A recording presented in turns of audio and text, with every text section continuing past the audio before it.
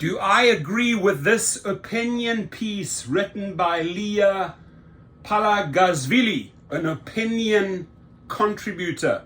No.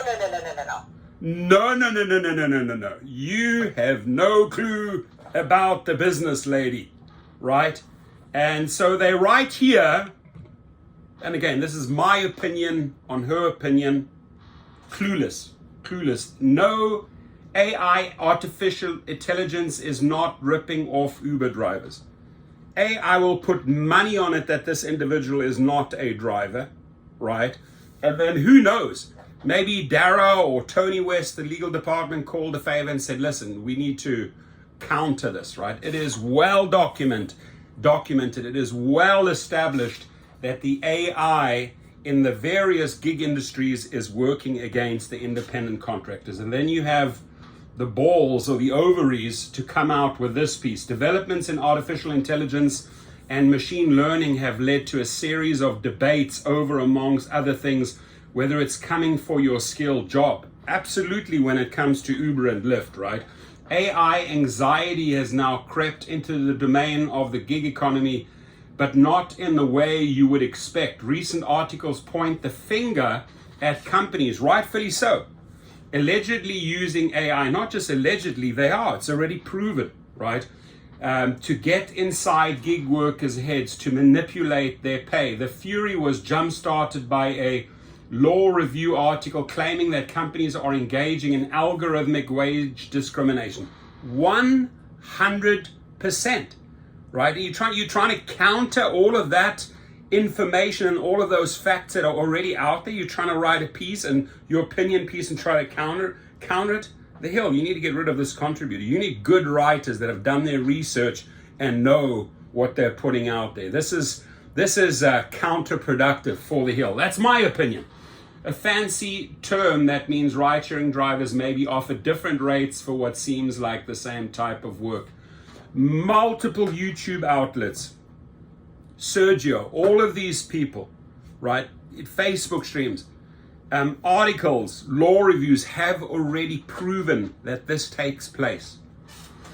A fancy term means ride-sharing drivers may be offered different rates for what seems like the same type of work. It's not unreasonable to think AI will make ride-sharing apps better at figuring out how to pay drivers. That doesn't necessarily mean drivers will earn less. Please, don't let me laugh, right? Don't make me laugh here. Seriously. It's not unreasonable to think AI will make ride-sharing apps better at figuring out how to pay drivers. That doesn't necessarily mean drivers will earn less, or that the rates they are offered will be determined in unethical ways. Wrong. In the consumer setting, travelers should already be well acquainted with the concept. If you looked at prices for a flight 6 months ago, would you be surprised to find that it costs 3 times as much a week before departure? With fewer seats available, an airline can allocate them either on a first come, first served basis or through the current system. Right? What has your example here with airline seats got to do with AI? Seriously, please clarify, right? The current system is both more profitable for them and more likely to ensure that the person who needs the seat most can get it. This dynamic pricing mechanism, which has been used by airlines and hotels for decades, is also in play in the ride-sharing industry. You cannot compare the two. It's a complete different ball game. Hotels, airlines, rideshare. Slap you awake here, dude. Prices for your Uber surge when you try to book during rush hour or after a major event in your area.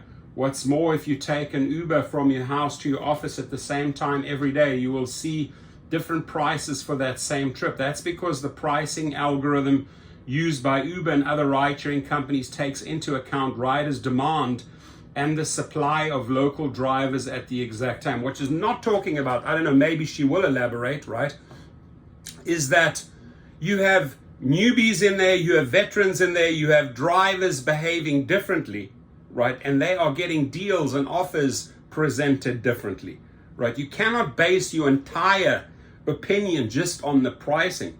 It's also driver behavior, right?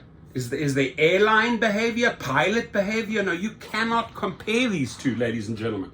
And again, if you agree with us, please comment below. If you have an opinion about this individual's opinion, write it below, right? So that's because the pricing algorithm used by Uber and other ride-sharing companies takes into account riders' demand and the supply of local drivers at the exact time, which of course varies from minute to minute and day to day. The different price that the consumer sees is also why the driver earns a different rate for what might seem like the same trip, but these are in fact distinctive trips in that current market conditions are never exactly the same. For example, the trip from a bar scene to a residential area, even if it takes the same amount of driving, will yield different prices and therefore different rates for drivers at 2 in the afternoon than it would at 2 a.m. at closing time. Well, that's a given, right? That's a given, right? Those are different time points. One's more busier, right? But when you start comparing apples to oranges at 2 a.m. in the morning, there's a big discrepancy, and we have proven it over and over again between what drivers are getting paid, even if they're leaving the Hollywood club scene back out to the valley, right? Drivers are getting different type of offers. So wage discrimination is real, young lady. I don't know, maybe you're an old lady, but you need to rewrite this piece. That's my opinion. That's not necessarily a bad thing. It costs more to entice drivers to go out late at night into inherently less safe conditions and pick up intoxicated customers. Indeed, it would likely be unfair to pay drivers the same rate for daytime and closing bar trips. In fact, female Uber drivers' understandable reluctance to work during the twilight hours partly explains the differences in their take-home pay with male drivers. If regulations prohibited different rates for those different jobs, then we wouldn't see as nearly as many Uber drivers out in the middle of the night. Why take the undesirable night shift if it pays the same as the more desirable day shift? Of course, some drivers may prefer more predictable rates. The law article on algorithmic wage discrimination provides interviews with some Uber and Lyft drivers who raised real concerns about how unpredictable rates and fake pricing surges negatively affected them. While these experiences are genuine, they are not generalizable to the whole population of drivers. The interviews came from self-organizing drivers and those at protests precisely. By the way, ladies and gentlemen, the more I read this is someone on the inside at Uber or Lyft counter spinning it, right? Who's found a writer who's willing to put a counter spin on this, right? And they do the same in politics. You come out with a story, you're going to get the counter spin, right? In other words, some drivers see unpredictable rates as a negative part of their job experience, whereas others like that they can choose to work during busy or more lucrative times, right? Indeed, economists have found that drivers extended their sessions and provided significantly more rides to more people when they saw surge pricing in a particular geographic area. That's not to say that companies can't possibly be engaging in other unethical practices behind the scenes to determine how rates are calculated for individual drivers. Okay, so at the end here, you are changing course. That's not to say, so you're making your entire argument that AI doesn't affect, right, the pricing and the manipulation. And right at the end of the article, you reverse course here. I mean, you're saying that's not to say that companies can't possibly, right? They might be doing it. So what is your opinion then, right? You unsure of your opinion?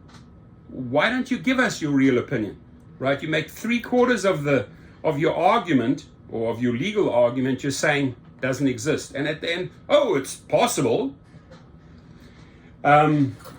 Unethical practices behind the scenes to determine how rates are calculated for individual drivers. But currently, so if unethical practices behind the scenes to determine how rates are calculated for individual drivers, that's wage discrimination. What else? I mean, what value does this article have? In my eyes, none, nada.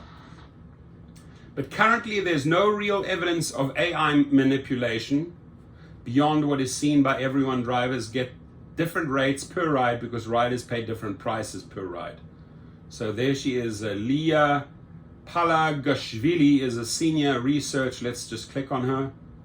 Lady, I'm sorry, dude. You're a young chick there. And I don't care if it's a male or a female. And they're not putting the sex down here. Do not get me wrong on that.